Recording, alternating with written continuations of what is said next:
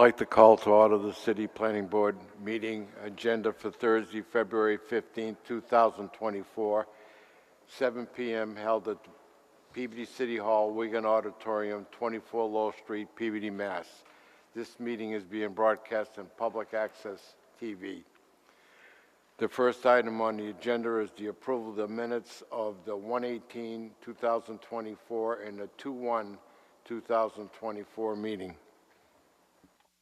Mr. Chairman, move to approve the minutes of the January 18th, 2024 and February 1st, 2024 Planning Board meetings. Do we have a second? Second. All those in favor? Aye. Do I have to vote present because I wasn't here for the first? Yeah. Okay. I'd have to vote present for the one on the 18th as well. I was not here. Then we Yeah, wouldn't can we have a separate the quorum. motions? We need 5. We'll have to hold that to the next meeting. We can do it. We can do it? If you separate them. All right.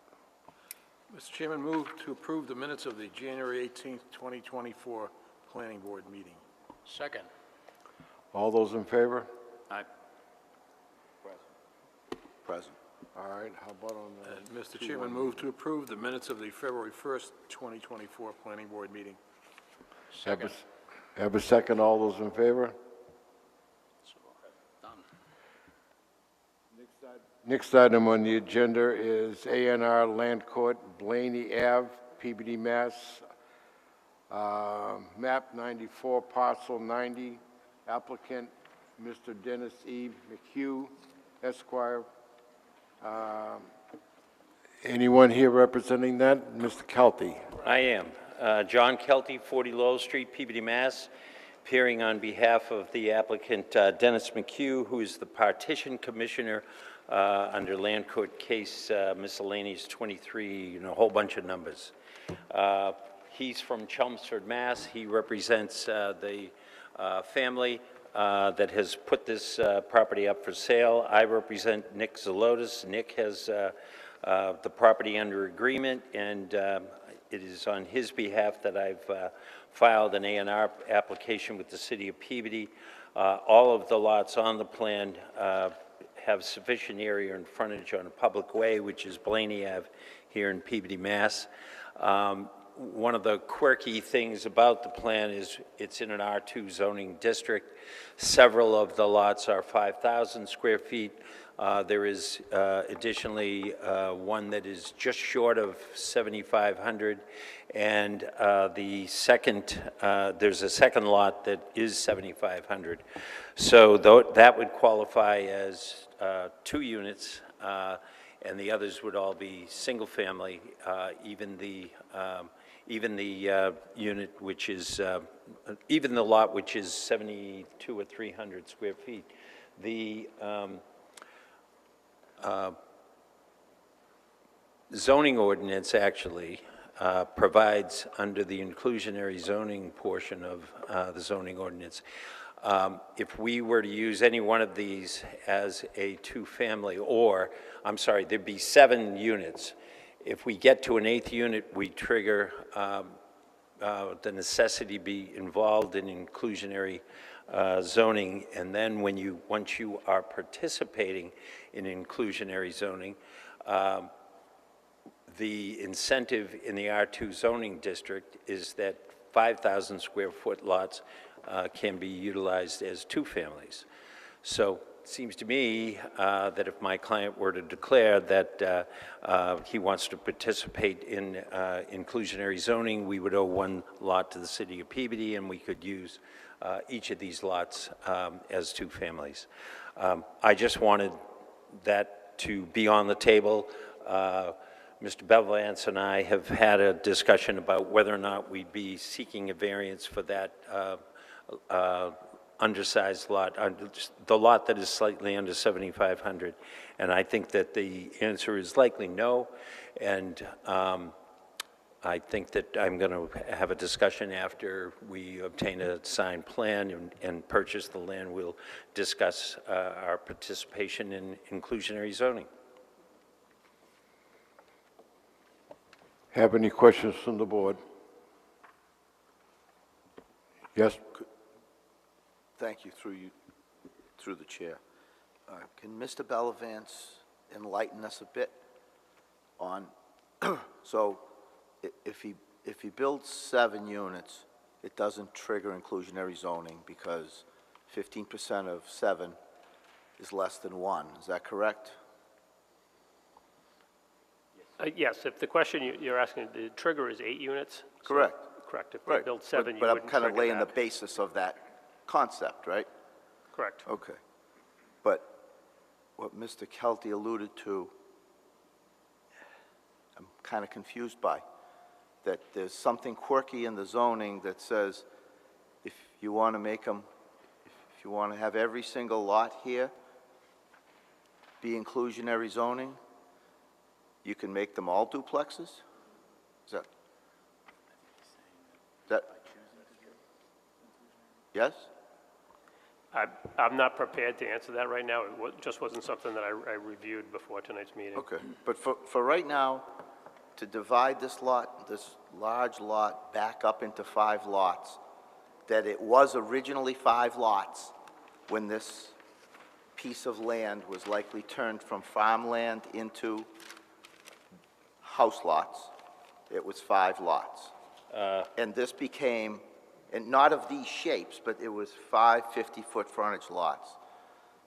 There were actually, when the subdivision, I gave as part of my application, I gave a copy of the subdivision lots, and that's attached. I saw And it. it was actually, they are a variety of spaces, but they're not all 5,000 square feet. They're low. I think understand, there's- but they all have 50-foot frontages. Yes. Right, so there was 5 lots, and these got combined because of that crazy Massachusetts law that says if there's more than 1 lot under the same ownership for more than maybe one... Merger. That's called one- merger. One tax cycle, they become 1. Okay, thank you, That's the merger doctrine. thanks. Any other questions from the board? Through the chair, Jack, I guess what Roy was asking, I think what I heard was you said that if you choose to be a part of the inclusionary zoning and offer up 1 unit as affordable, then you're allowed to put a duplex on a 5,000 square foot lot. Is that what you said? Yeah, that's Okay. correct. So opting into that program offers the use of a otherwise non-conforming lot as That's correct. conforming. Okay, thank you. Well, just for that 1 lot, or all of them? I think they could do duplexes on all of them, and at that point, you'd be 2, 4, 6, 8, 10. You would have triggered, and at 10, we would be over 1.5, 2 inclusionary. If we keep it at 8, we'd be 1 unit inclusionary. Thank you. Any other questions from the board? At this time, I'll accept the motion.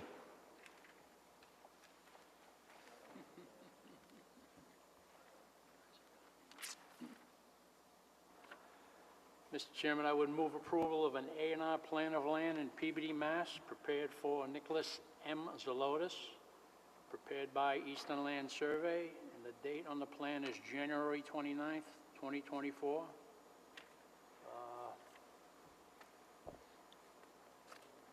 All lots have frontage on Blaney Avenue. So moved. Second. All those in favor? Aye. Mr. Joseph Gagnon. Yes. Mr. John Ford. Yes. Attorney Peter Evernites. Mr. Matthew Genzali. Yes. Mr. Roy Simos. Yes. And Mr. Thomas Betancourt. Yes. Motion approved. Thank you.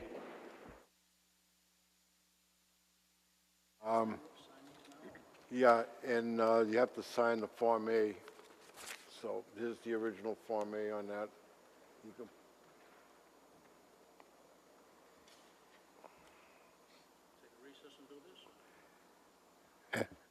Time we'll take a small recess to document the plans.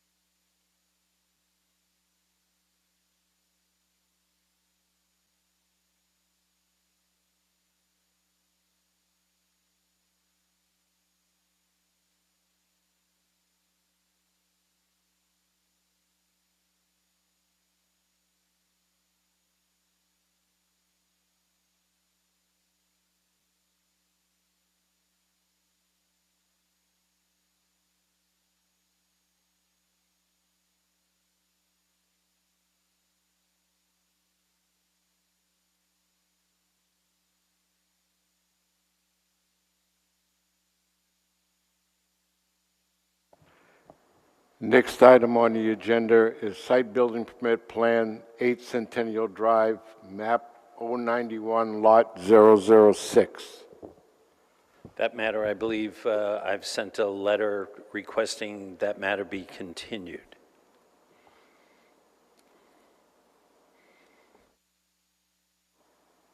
Mr. Chairman, I would receive a communication, I move to receive a communication from Attorney Kelty regarding 8 Centennial Drive, requesting an extension of time until March 7th. Move to receive the letter. Second. Have a second? Second. All those in favor? Aye. Unanimous. Further, the reason I only received the letter, Attorney Kelty, would you go out to March 14th instead of March 7th? Why is that? Well, sometimes I get worried about having a quorum, and should we not have a quorum on the night? Sure. Mr. Chairman, in the matter of 8 Centennial Drive, I would grant an extension of time till March 14th.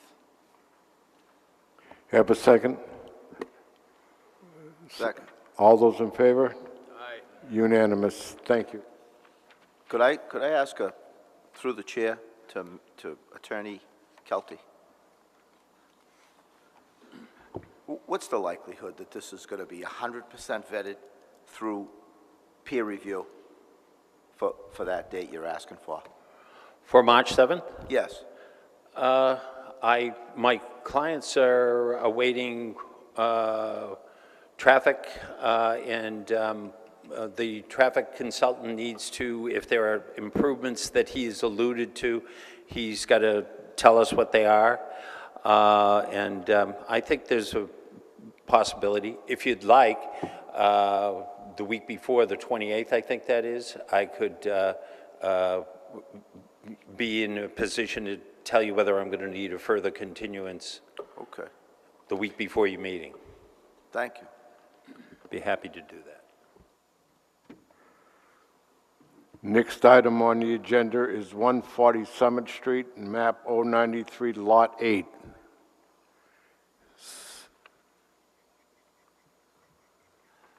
John Kelty, 40 Lowell Street, Peabody, Mass. With me this evening is Michael Shunta, one of the principals in this project. You've heard from Michael the last meeting in which he kind of summarized up where we were with Concom, and we were approved last meeting at the Conservation Commission, and we now have a closeout memorandum from Bob Langley, and we would respectfully request that the board, we're here to answer any questions you may have, and we would expect perhaps an action on this evening. Have any questions from the board?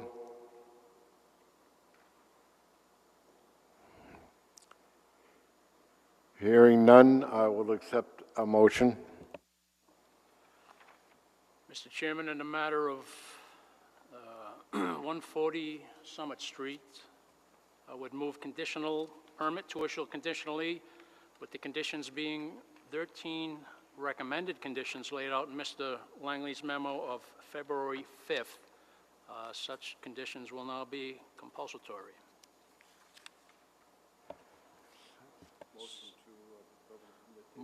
Permit to issue. Do we have a second? Second.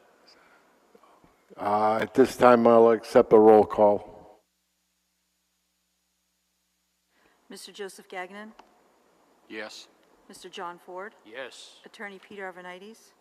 Mr. Matthew Gonzalez? Yes. Mr. Roy Simos? Yes. Mr. Thomas Betancourt? Yes. Motion carried. Thank you very much, Council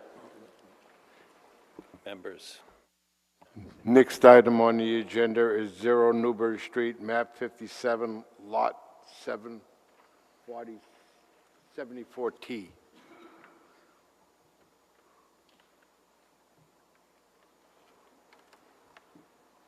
Is that Jack's too? It is Jack's. What?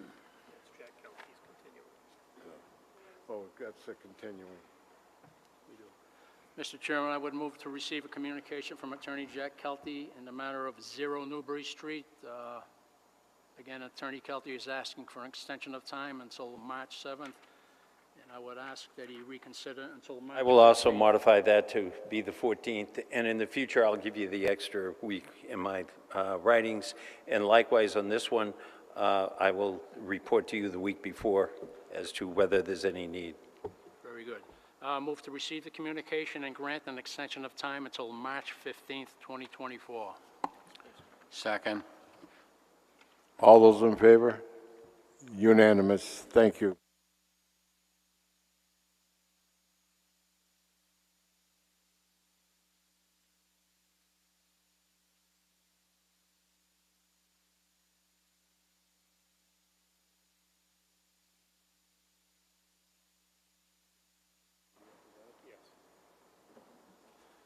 Mr. Chairman, I move to receive a late ad, Form A, in regards to a property 27 Emily Lane, Peabody, Mass., map 11, lot 79. Someone here representing that? Somebody got a second? We have a second on that? All those in favor? Unanimous. Yes, good evening. Attorney James Sears from Danvers. I'm here for the applicant, Robert and Lisa Polignon of 27 Emily Lane. They have a situation where their pool was inadvertently built on city-owned land at 2 Lyndon Jean Lane, and they're seeking to purchase land from the city, which has been approved by the city council, which is 4,161 square feet, shown on your plan, tax map 11, lot 134, which would be added to their parcel of land at tax map 11, lot 79.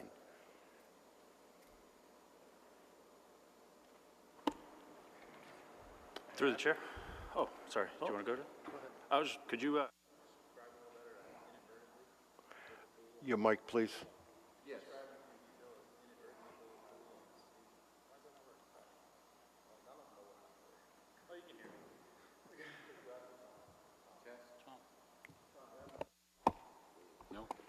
just elaborate a little bit further about?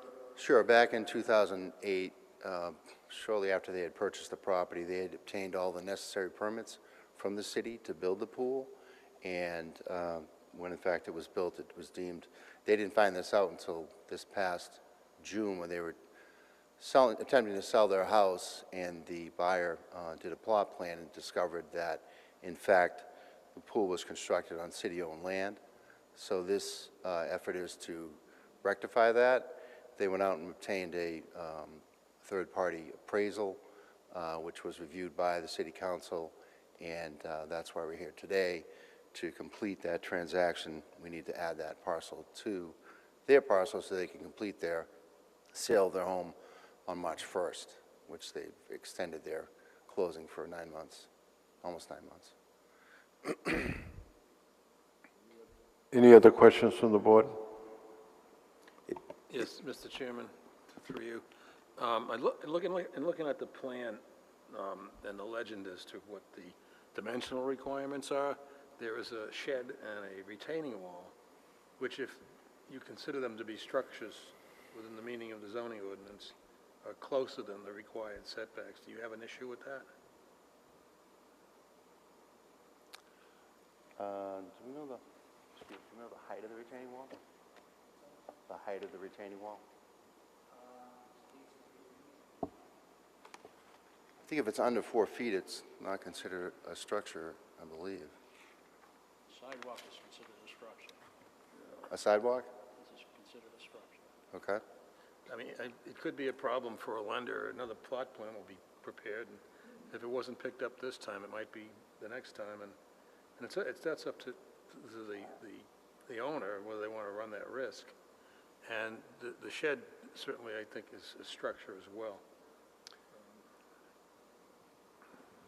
I think the shed is movable, is it not? The shed is a movable shed? Can be moved?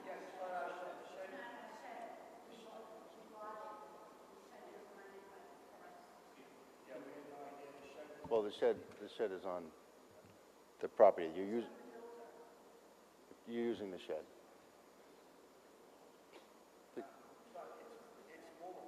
It's movable. Yeah, it's on skids. The shed can be moved. Thank you. Thank you. Through the chair to Attorney Sears. Hi. It almost seems unbelievable that a building inspector can issue a building permit to build a pool on land that doesn't even belong to them. And second of all, and I understand the city council approved this, and great, that's fine, I'm okay with that. But it just seems practically impossible that A, the people don't know what they own, and B, that they get a permit from the city to build a pool. Boggles the mind. So, Well, I'm told there's no intent on my client's part to acquire city. Necessary permits. And permitted. So we're here to rectify that. And they're paying consideration based upon appraisal, which has been, approved by the city council. right, and this will be added to the value of that lot, and they'll start paying taxes on that land that they've basically encumbered since 2008 with a pool. From that point, from this point forward, the next owner Yeah. will stop paying taxes on that, what was city-owned City land. council has given an opinion on that the city cannot go back and seek taxes for real estate No, taxes for that but 4,000 from square this feet. point forward, the new owners that will be included into the value of that property. Exactly. And added. The land, the non-buildable land that's being added will be Correct. added to this, yes, Thank you. yes. Any other questions from the board? I guess, I'm just curious about city council's approval of this, because we've now, well, I guess it was non-conforming anyways, the lot that it's coming from, and there's no intention to build on it, but we're making I guess it's at 16,000, Kurt, that lot that this is coming from, lot 134, was not buildable anyways? Well, the original subdivision was under, it was a cluster subdivision, so the lots were allowed to be less than the size required, which was 20,000 square feet at that time. So there are some lots within that subdivision that are less than the 20,000 square feet. That's one of them. So is this lot no longer a buildable lot? Not that it would be, I know that it's got a park on it or a playground or something on it, but. There's a whole bunch of other questions that would have to be answered to determine that.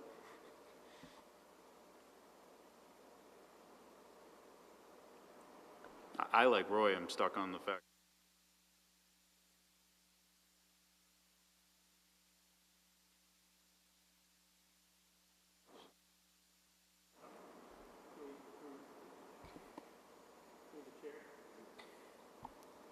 All right, it's working. So we did some research in regards to this when it first appeared before us. At the time, a plan was submitted.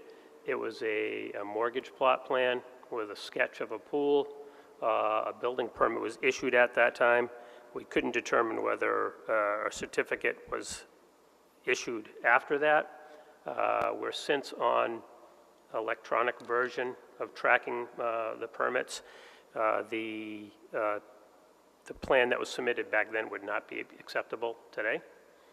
So there was some, issue in regards to the permitting and how that occurred back in 2008.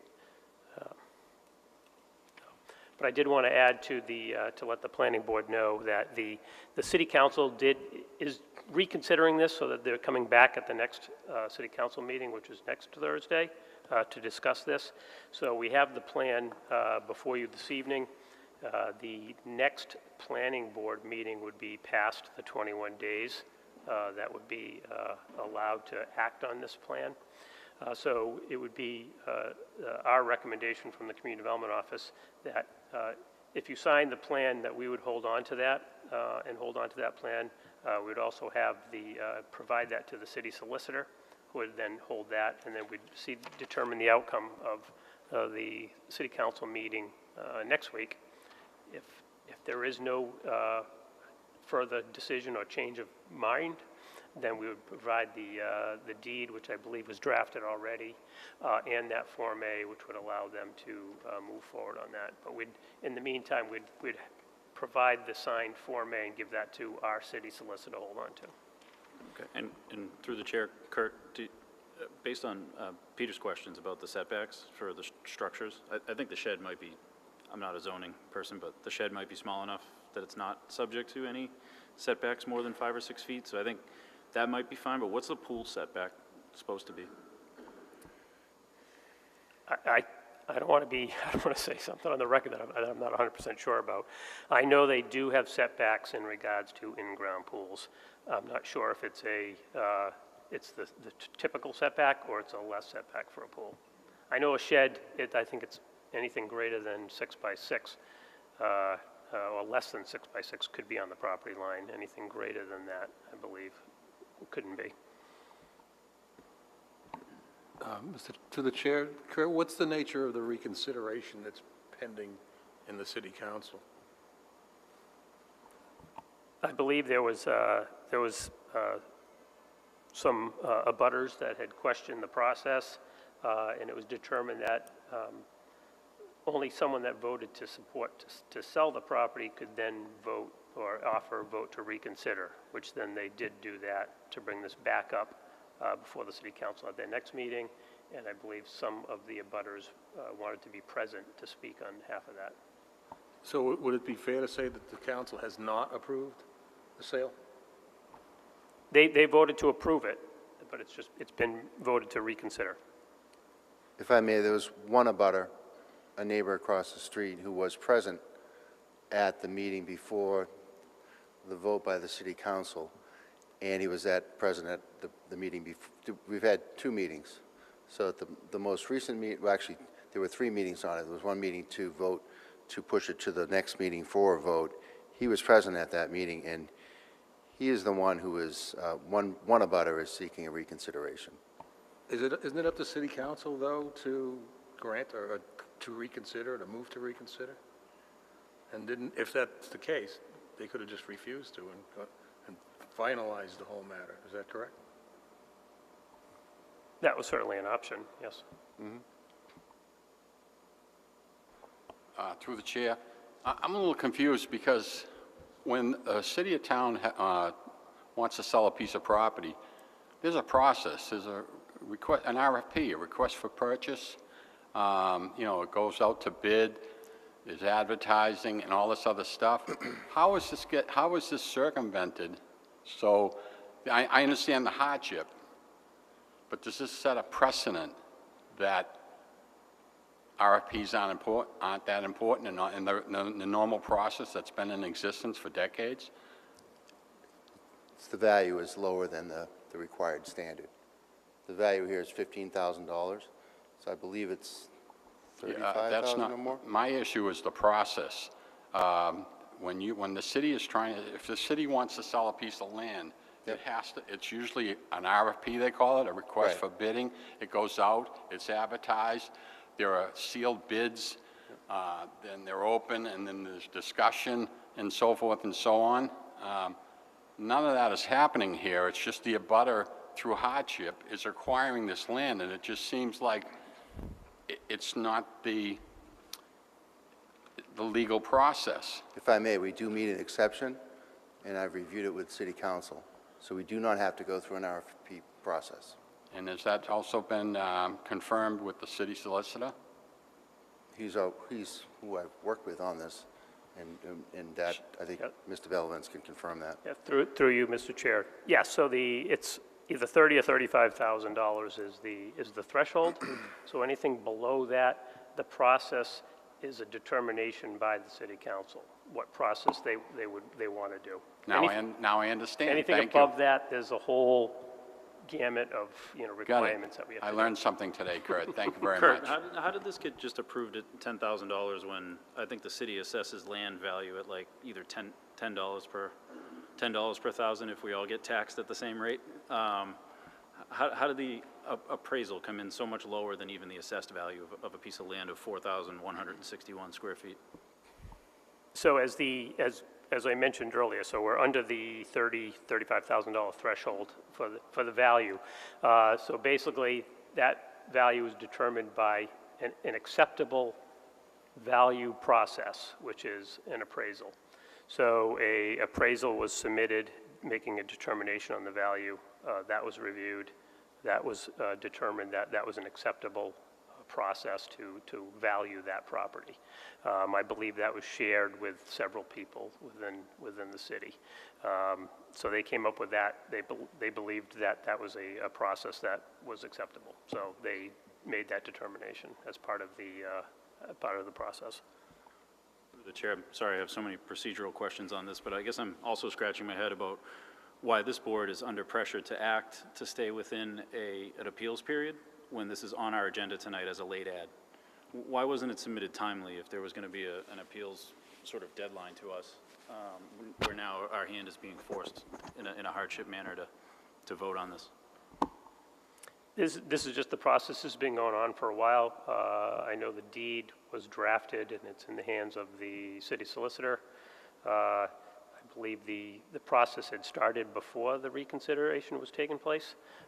So we're allowing the applicant to go through the process. The other option for the board is not to act on this.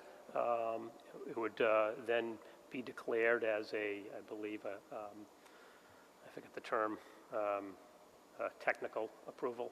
It would still have to come back to the board. There'd have to be a signature saying that it was approved through technical. But I doubt that the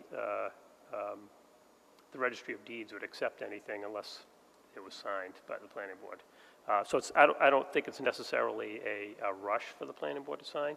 It's something that, as I mentioned, we would hold on to, or at least give to the city solicitor to hold on to. And then we would know next week if that determination was made to reconsider or not. And then once that is determined, then we can complete the process from there. Last one through the chair, Kurt. So clearly, this piece of property is of no value to anybody else but these homeowners, right? So that's why it's valued so low. Nobody else on the face of the earth would want to buy this piece of land. They have no use for it. Can't do anything with it. So I was going to ask if this was a Rule 17 thing with City Council, that it needed to come here first before it went to them. That's not the case. Okay, thank you. I have a couple of comments here. I've heard the term hardship used, and if there's any hardship, it's been created by the homeowners. It's not a hardship with the land. It's a manufactured hardship. And I don't know how somebody could go that far and encroach on someone else's property, 60 feet, without knowing something was up. So I'm not really feeling warm and fuzzy about this.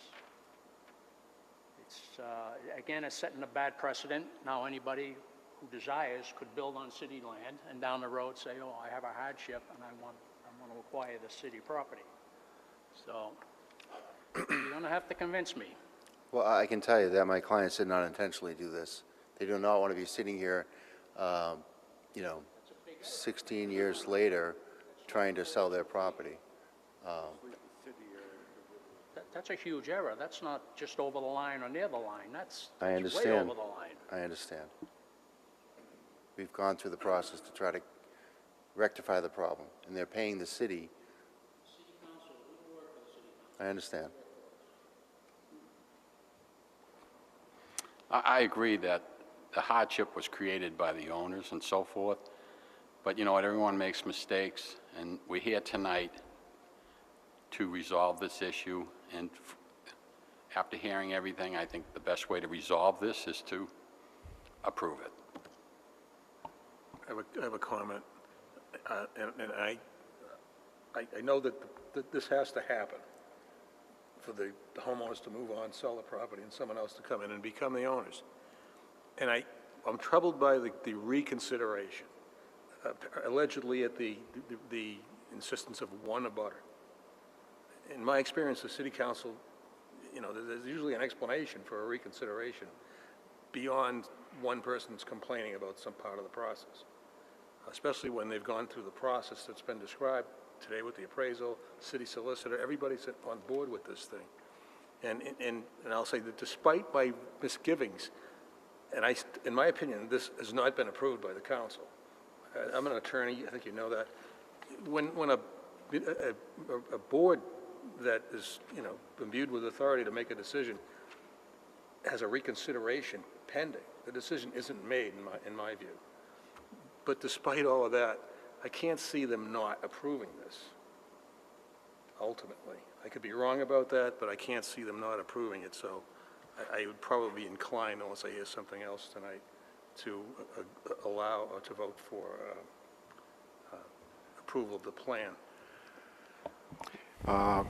My opinion is if this plan was approved and signed, and the Form A was approved and signed, it would be held by the city solicitor and would not be turned over to the applicant unless the reconsideration is cleared.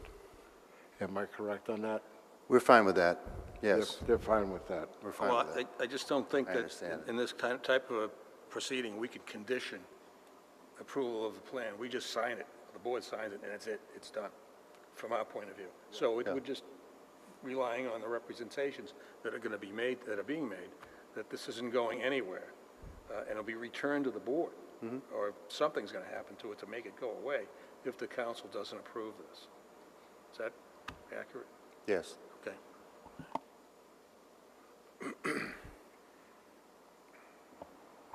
Mr. Chairman, so is there a way that we could have a condition that our approval, our recommendation would be taking in consideration what the city council finally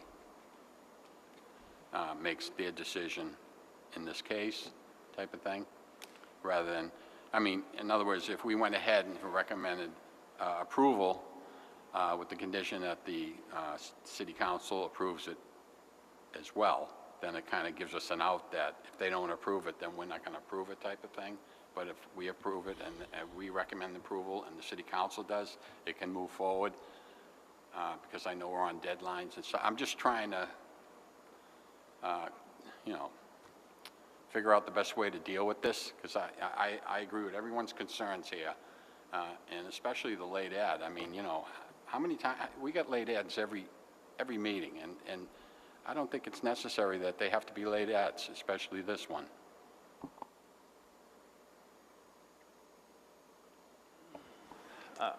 Mr. Chairman, I'm sorry, just, Curtin, I'm sorry, Peter raised valid concerns and questions about zoning. Is there an additional condition where somehow the zoning board can buy in on this, or have they already weighed in on, I mean, we hate to do something that's double negative here, and it's additionally non-conforming, and another board or commission doesn't get a chance to take their pass at it and do their job on it. Is that also a part of some sort of conditional approval on this, that zoning board makes a determination? I don't believe the zoning board has seen the plan, or they may have, the board itself has not seen the plan. So I'm not sure if they, again, we'd have to have the building commissioner take a look at the plan in regards to setbacks and whether it would be complying or non-complying. May I ask whether there's a purchase and sale agreement, and if so, when the closing date is? March 1st. That's why we needed the late ad, and we appreciate your hearing us this evening. When did it first go before city council? When did city council approve this? That was last month. Last month. But And we had couldn't- gone- we Why had a- couldn't we meet the deadline of this board so that it wasn't a late ad? We had a meeting previously.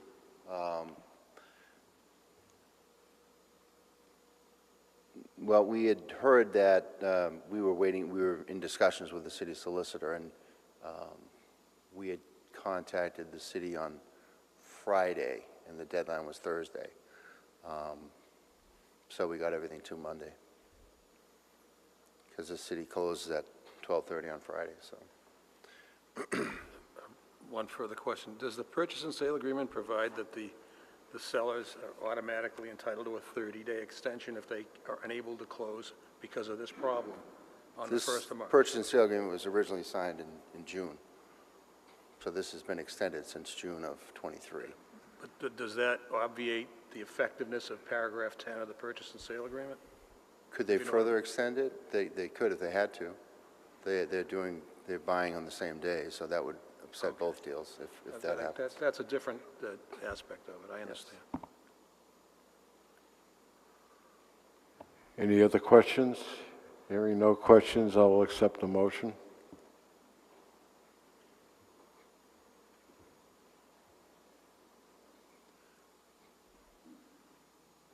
Might not support it, but I'll do it. Mr. Chairman, I would move approval of an A&R plan of land in Peabody, Mass., prepared by Hawthorne Land Surveying Services. Date on the plan is January 15th, 2024. The plan is prepared for Robert P. Poligione, Polignon. and Lisa A. Poligione, and the city of Peabody. The approval is contingent upon a final determination by the city council on the sale of city property. Lot A shall be combined with tax map 11, lot 79, also known as 27 Emily Lane, to form one contiguous lot. Second. We have a second? Second, all those in favor? Roll call, please. Mr. Joseph Gagnon? Yes. Mr. John Ford? Yes. Attorney Peter Avernaites? Yes.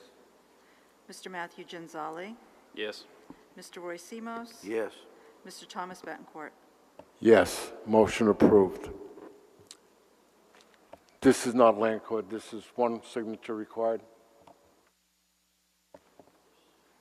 Is that the Mylar over there?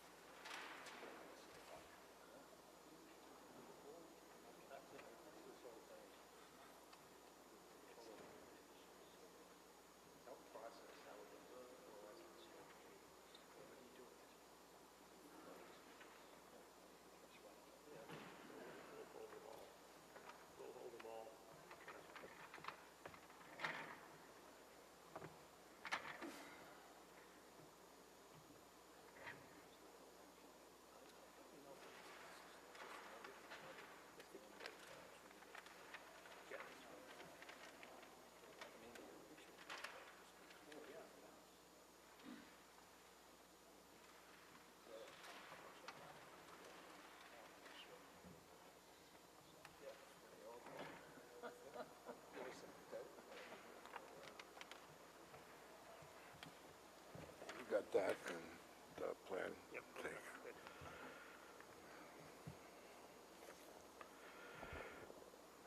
Other matters for the board, we have appointments, none.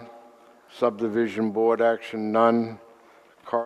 Correspondence and memos from Langley for 140 Summit Street, we've acted on. Other matters properly before the board. Is the representative from Salem Country Club here?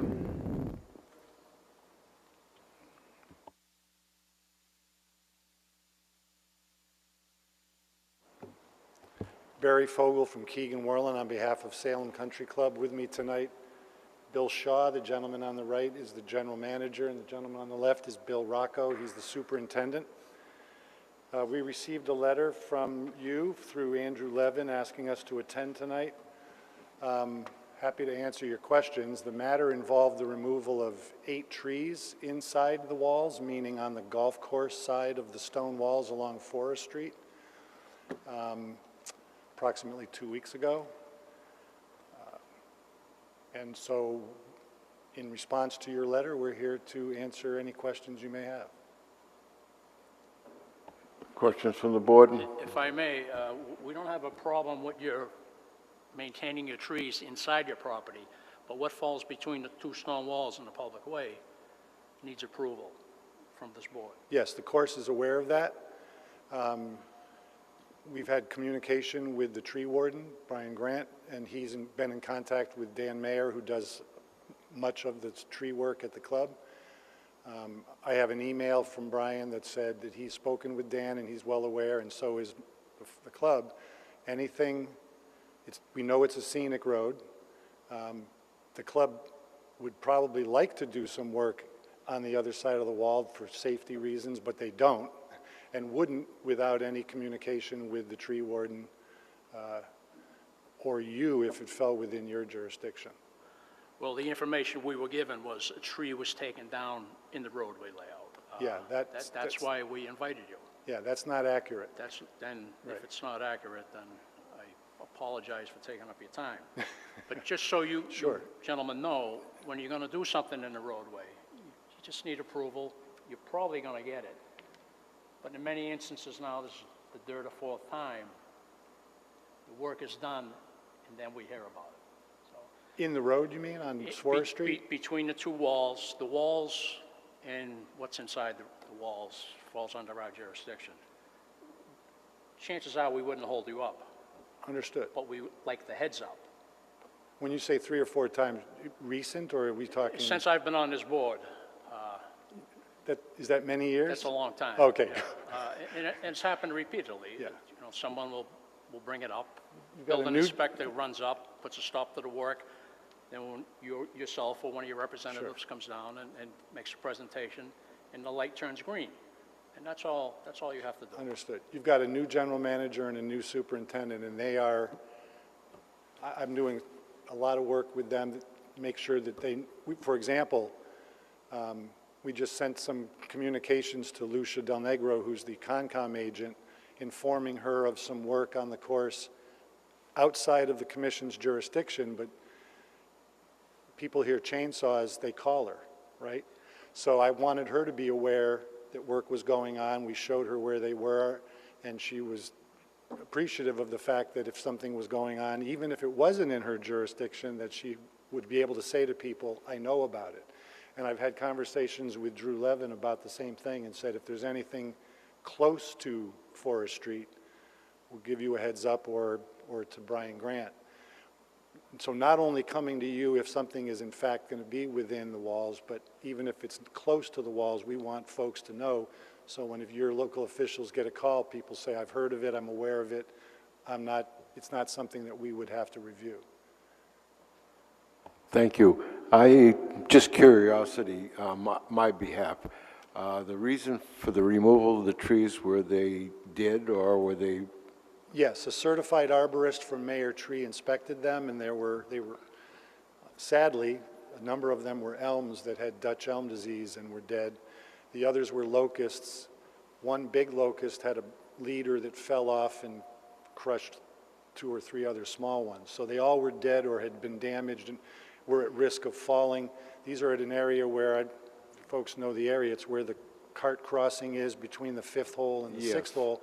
So golfers are going through there, and the club doesn't want to have danger or hazard for not only their workers, but also golfers. So this work was undertaken now while there aren't people on the course to get ready and not have those conditions present when the season starts. But yeah, they were all certified to be I just wanted to make that clear to the board. And another thing is, when I went down and looked, there was one pretty big-sized tree that looked like there was some rot, but it was on the city side. And I was wondering if somebody could look at that tree. It's right on the wall. It's a huge one, and you could see some splitting in it. on the street side of this Street wall. side, which would need a permit, and You know where that tree's located? We'll have someone get in touch with Brian Grant, if that's, he's probably the best person. just have them look at that. It's sort of leaning, and it's Sure. right on the wall on that side. Anything the like wrong that, side. we'll happy to coordinate with the tree warden on that. All right, thank you. Mr. Chairman, question, through the chairman. Coincidentally, I go by there every day, and yesterday and today, you know, of course, I see the bucket truck up there trimming trees and cutting trees, and yesterday, the big machine moving logs and so forth, trunks and so forth. But I believe that all of that was in your own land and not on the border of the street. Is that correct? That's correct. Yeah. Some work But has gone It on. was interesting that I just seen that today, and I'm saying, they're coming before the board, and, you know. No, it's I know, like- that there are 380 or more acres of forest and golf course there, and so there's a lot of trees that need management that are near the area of play. So this is the time of year to do it, but the club's well aware of the concerns and the jurisdiction with regard to the scenic road on Forest Street and the Conservation Commission's jurisdiction. And so they're on a steady diet of headsing up the Concom, and now the tree warden will know of anything more going on near the street. And one final thing is, the other thing I noticed is you have a huge pile of, you know, cut trees and brush and everything. You got a lot of stuff to get rid of over there, you know, over by the, you know what I'm talking about? There's a huge pile of whatever you've been cutting down and so forth. What do? You truck that off, or do you No. chip it, or? The tree company comes in and chips that on-site and then takes it off-site. Thank you. And any stumps, you know, just FYI, I mean, when stumps are ground, all those materials are taken away as well. They're not put into near the wall or on the street side of the wall. That's all gone. Hi, just one other thing through the chair to the applicant. I'd just like to say that I've been on the board for a while, and I know you guys came to us, had to be at least 6 years ago, 5, 6 years ago, to make wall repairs. If you ever find another pile of money that you'd like to dedicate to wall repairs, please feel free to come here, and because whatever the pieces they did look beautiful. And so I just like to say that I know there's a lot of wall there, and I know it probably costs a lot of money to dismantle the remnants and then make a presentable looking dry stack wall. But just that comment. Yeah. No, the club folks take great pride in the property, and I hear what you said, and I'm sure they'll pass that along to the board as well and the members. Thank you. Appreciate that. Thank you very much. It was a pleasure having you. You have another Yeah, question? Again, also, thank you. Thanks for coming down and You're welcome. clarifying things. Yeah, no, So we're all clear on the rules now, right? absolutely. Very good. Yeah. Thank you. Thank you all. At this time, I'll accept a motion. I'd like to make a motion for the board. I'd like to ask that Drew send a memo to Mr. Carl Krupe for the 23-lot subdivision off of Birch Street and Villa Lane, and have him come here and make a presentation on his lack of progress, specifically with sidewalks, curbstones, trees, and finished paving. Because none of those 4 things exist up there. It's binder, no sidewalks, no curbstones, no trees. It's been at least 2 years. And I think it's high time that stuff get installed. I'd like to second that. Those in favor?